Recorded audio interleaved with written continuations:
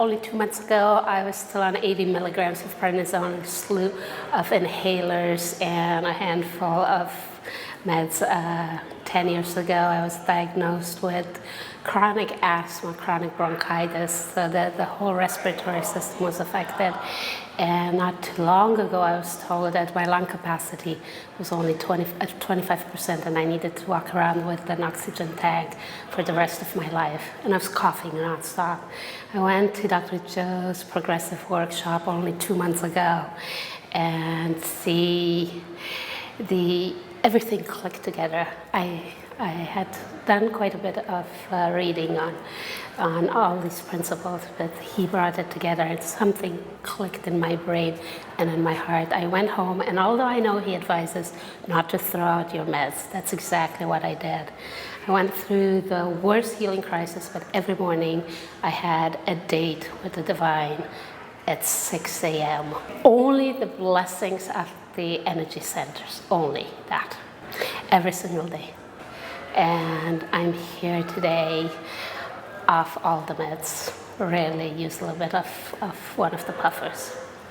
So if I could do it after 10 years, anybody can do it. The buoyancy story happened this week when Dr. Joe asked us to think of an object we wanted to dimensionalize. And I couldn't decide between one of those meditation blindfolds or a seashell.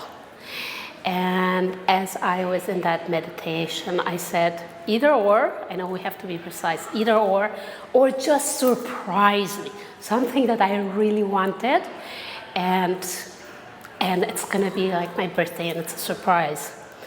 So the next morning I was in the water, and I don't know why I thought of trying to float again. So I'm a marathon swimmer. A few years back, I swam across Lake Ontario for 13 and a half hours, 33 kilometers, to raise money and awareness for abused children.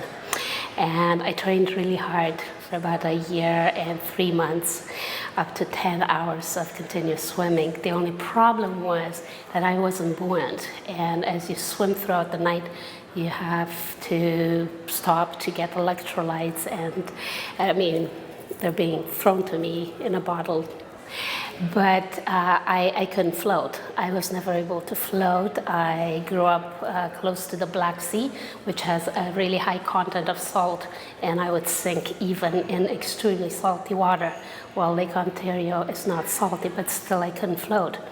So I almost didn't get to do the swim, but I did it. And the only way for me to rest a little bit was to just tread the water. So then the other morning, I don't know why I thought of it. I said, let's give it one more try. And I'm buoyant now. I can float. So to me, this means that my biology, my chemistry has changed. I floated on my back, and not only did I float, I started laughing. So I was on my back, and I go, oh, I'm buoyant. And I didn't sink. So that's proof to me that we changed it. I went out there and came back in another slice of reality where I'm still me, I'm still a great swimmer, but now I'm buoyant, I can float. I think it was because I've always, since I was a little girl, all of my friends could float and I couldn't.